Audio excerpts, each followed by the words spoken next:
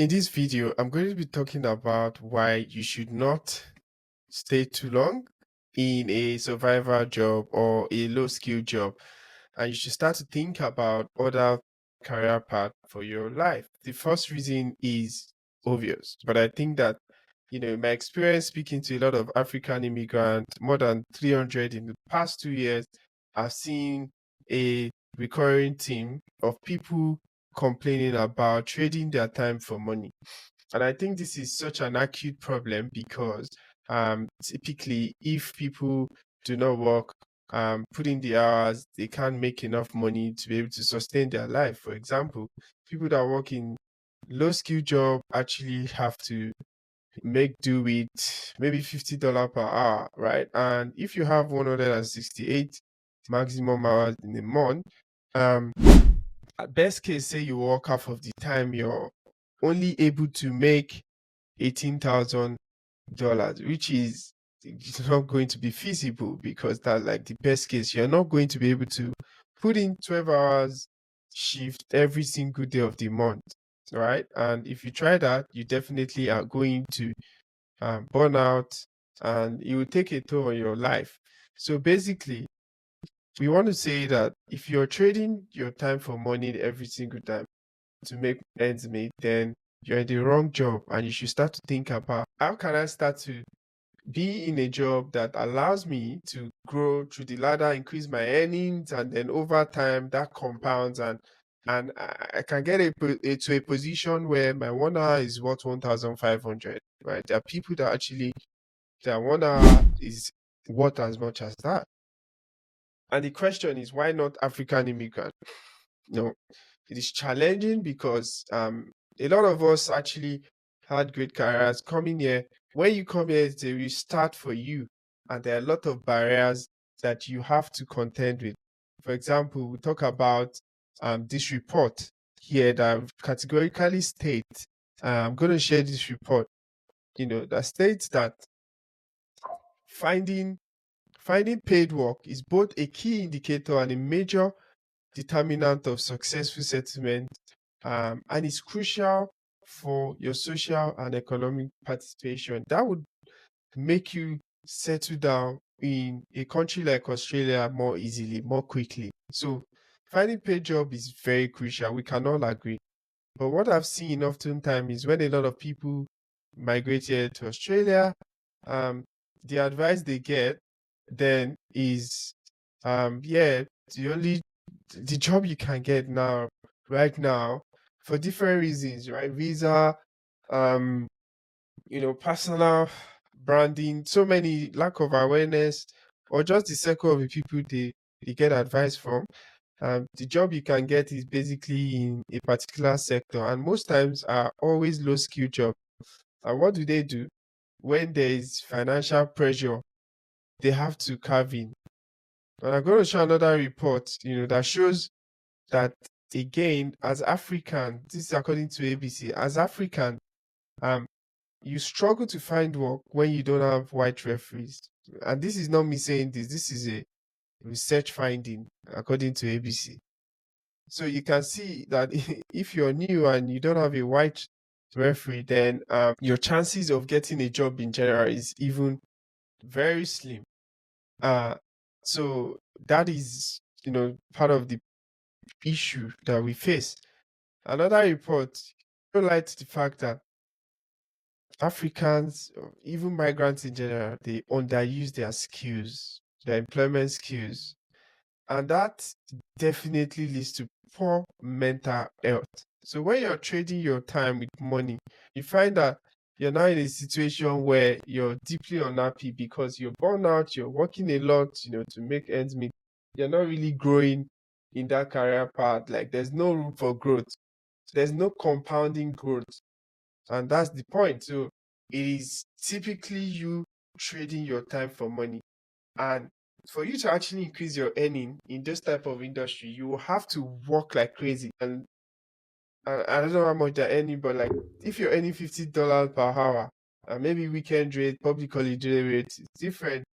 But at the end of the day, you can't double that amount being in that same job in a year, 2 years, things like that, which is difficult for you to scale your life. It means that you just continue to labor and labor, which is not good. And that leads to the next point.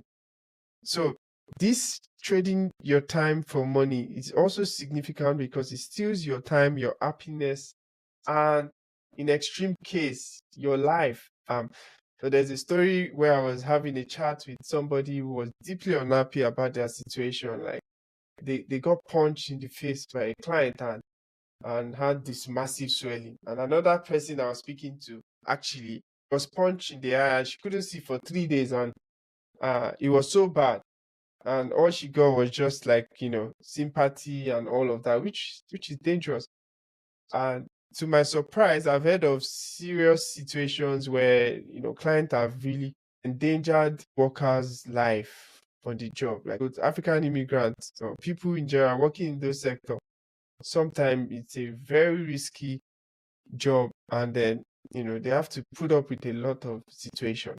So point two is about you don't want to be in a job where there's no much brain power going on. You're not really taxing your brain a lot. It's more of the physical work, it's more of you putting in the hours, which takes a toll on your mental health, your physical health, and your emotional well-being in general.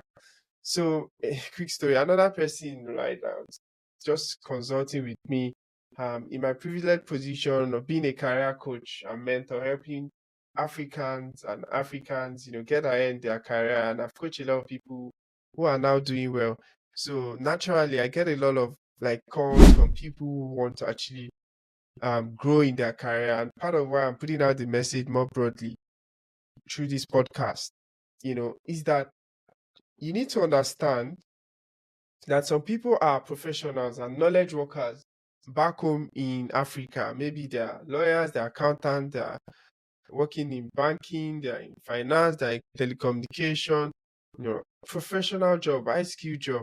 And these guys come here into country like Australia, and they are pretty much starting from ground zero because of so many barriers like visa restriction, discrimination, bias, like lack of opportunity, lack of awareness, sometimes skill level. So a combination of all these things then direct their path into low skill job. And sometimes they get stuck in that loop where that is what they continue to do for a very long time. And for me, I'm on a personal journey to fight that. Like if people are actually wanting to change their career and do better and get back into professional work, there's opportunity to do that, which I'll be talking about towards the end of this video.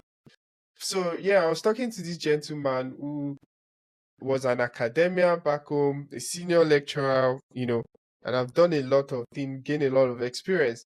They're here in Australia and they're in popular sector doing no skill work and are deeply unhappy, right? So what do they do? They need a way out. They are not sure. They are not sure on the way forward, and they're having conversation with me. So my point here is that um, it is proven that the more you use your brain, there's an expansion that should happen where you are in a knowledge work that allows you to use more of your brain power. So your brain expands with more information and really, tap into that power to innovate, to be problem solver. Um, you see beyond what other people can see. And that is why working professionally, tap into that brain power. As you grow old physically, right, your brain power should expand. So you should be relying more on your brain power rather than your physical strength, because when you get to a certain age, you will not be able to put in the work as much. So if you're in a current convenient situation now, you need to ask yourself, am I going to be able to do this in a couple of years? The answer is yes, then continue. If it's no, then you need to make a change. That is obvious. So basically, they want to tap into their brain power, get back into professional work where they can add value, innovate, and grow their life.